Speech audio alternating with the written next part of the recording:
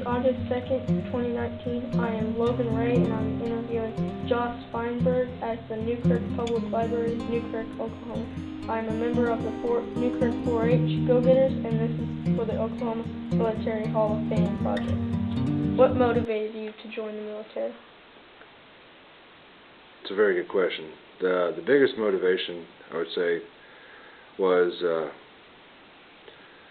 when I was in high school. I grew up as an Army brat. My dad was in the Army. My dad's dad and my dad's stepdad, they were in the military. And all I knew was the military.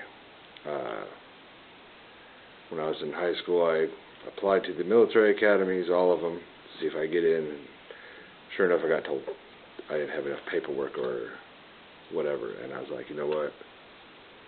It's my duty. I have to give back to my country. That was my biggest motivation. Tell me a little bit about your time in basic training. Well, I went to basic training twice. They were both interesting times, because one was for when I was in the Coast Guard, and one was for when I went to the Army. Coast Guard, that one was a whole different ball game. It was very high stressed. You had to, from me to you, basically I'd have to yell. Literally yell like you were deaf and could not hear me in everything that I did. In instances, what basically was just to simulate if you were aboard a ship and catastrophic situations were going down, or weather conditions, or things like that, you could hear me. Or if I was hurt, or if you were hurt, someone would know you were there. It was an adventure. It was a blast. Learned a lot of things that I didn't think I was capable of doing. Then like the second time I went, because Uncle Sam told me, even though I went to boot camp once for the Coast Guard, in order to go to the Army, I had to go to boot camp again. So I went to a four-week boot camp for the Army, and that one was by far probably an eye-opener in itself. I actually had to get taught by guys I was already deployed with, because I deployed to Iraq before I went to boot camp, because I decided to go, because I went in the National Guard before I went full-time active duty Army. And they told me to make that switch, I had to go to boot camp again. Well, conveniently, I already went on one deployment, and the people in charge, the cadre in charge of the training center, were guys I've already deployed with. And they're like, you shouldn't be here. And I was like, well, Uncle Sam said I had to do it, so I'm going to go have some fun and do it.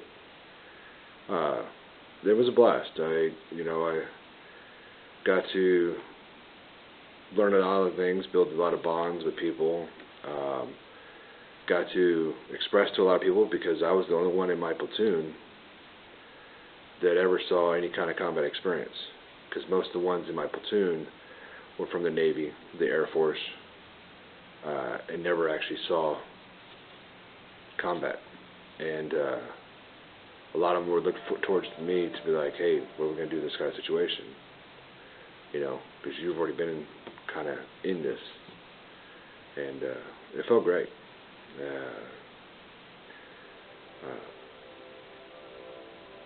The biggest thing I'd say is that really did it was where I got to do my boot camp is not a normal place that every new trainee that comes in. I got to do my boot camp in White Sands, New Mexico, where they actually hold a simulated version of the Bataan Death March, which is in memory of guys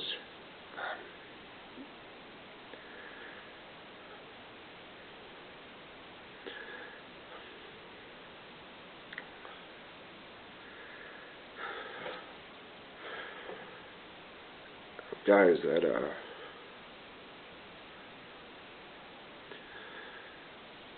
traveled with barely anything that survived. A very treacherous battle during the, I want to say it was the outskirts of World War II, during the Battle of the Pacific.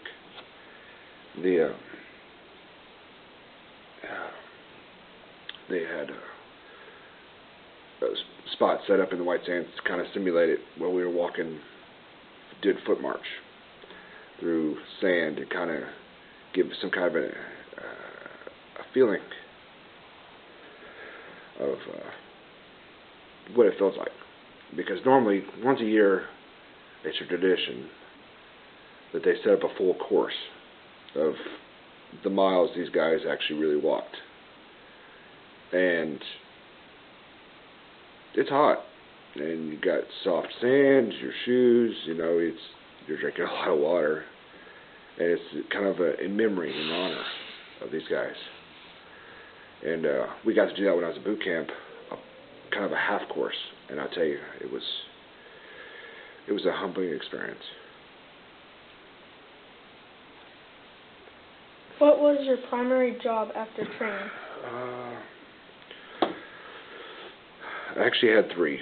I was a automated logistical specialist. Also, I was a combat engineer and a wheeled vehicle mechanic. All three kind of correlated together, with the exception of the combat engineer. Combat engineer was kind of a toss-in, where the logistical specialists, where they correlated along with the wheeled vehicle maintenance. But the biggest thing is, like, when you go into a combat zone, there's no guarantee you're actually going to be doing that job. I saw guys that were cooks, saw people that were supply, that were actually out there doing route clearance missions, stuff that they had no clue, except for when you're in boot camp. The biggest thing that a lot of people don't realize is your first job is a rifleman. You learn how to use your rifle and defend your buddies to the left and right of you. Were you deployed? If so, where and for what? I was deployed to Iraq 3 times.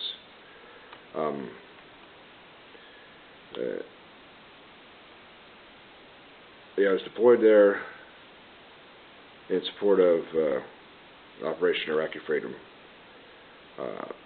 into the combat zones to help liberate the areas we were in from insurgents, hostile issues and situations, and also at the same time we actually rebuilt communities. We actually would remove the people that were in danger to other collection points and areas to where they were safe. So in the process of while we were clearing out the areas and to make it safe for them to return, we also would go through and rebuild the doctor's offices, the schools, get medical supplies, school supplies to help reestablish the communities we were involved in, that they saw the destruction and everything and the death and all the things they endured. And also I got to be part of the first election they actually had in country compared to what they used to have. The government and stuff that they was originally under with Saddam Hussein and stuff, that we were trying to help them establish a democratic government, and actually watching the people line up to actually vote for the first time for what they believed and what they needed and wanted, and try to help get them feeling that they have a sense of, they have a voice. What was the most demanding part about your deployment?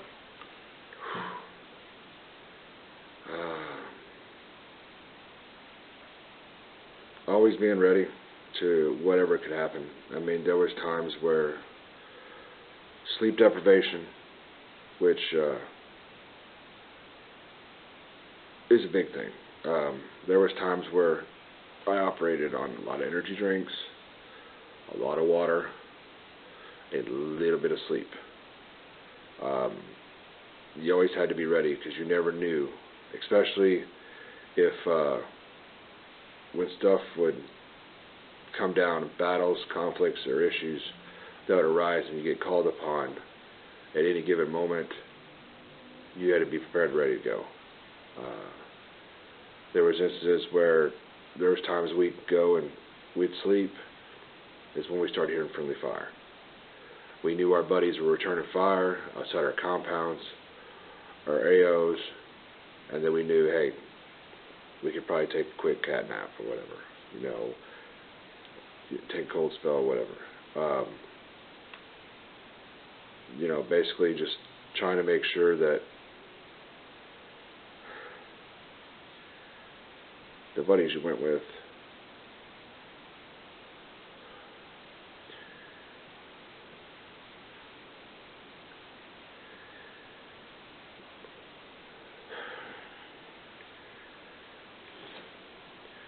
would come home with you. Where did you serve the majority of time in service? Oh, boy. I don't really have, Fort Riley, Kansas, the 1st Infantry Division. That was probably the biggest.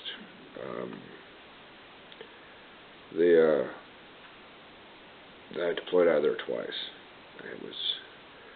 It was pretty interesting and fun. What rank are you most proud to have earned and why? Well, I attained, when I got medically retired, was Staff Sergeant. But I'd say the biggest one was when I got my corporal stripes, because I had to do it the hard way.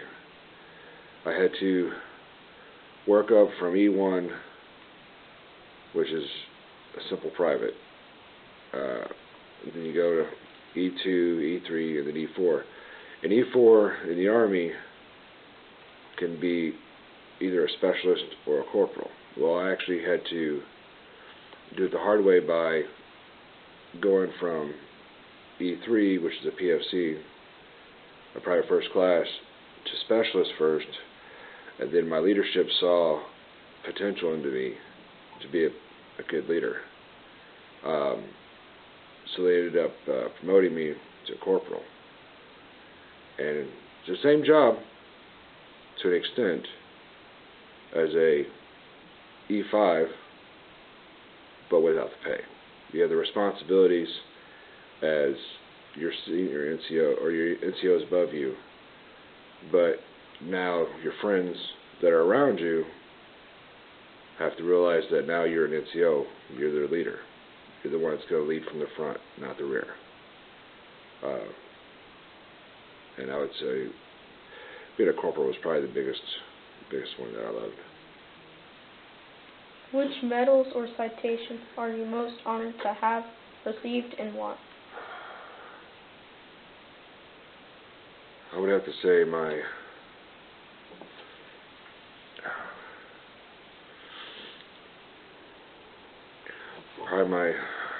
Army Commendation medals and my Army Achievement medals,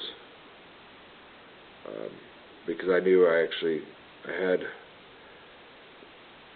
a Chief Warrant Officer tell me one time, because I saw some things that were pretty strange to me, that how some people can get awards just by being at the right place at the right time.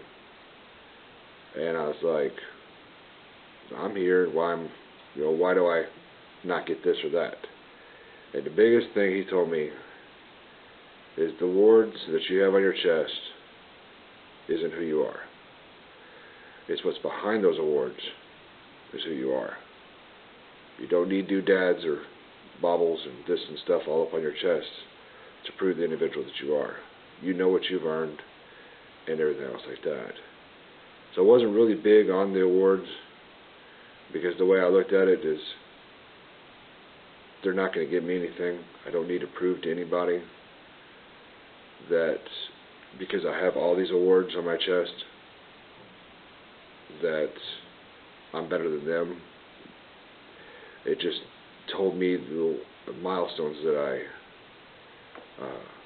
I made and the accomplishments and what was behind those awards that helped me achieve those, the different tasks or events that occurred that helped me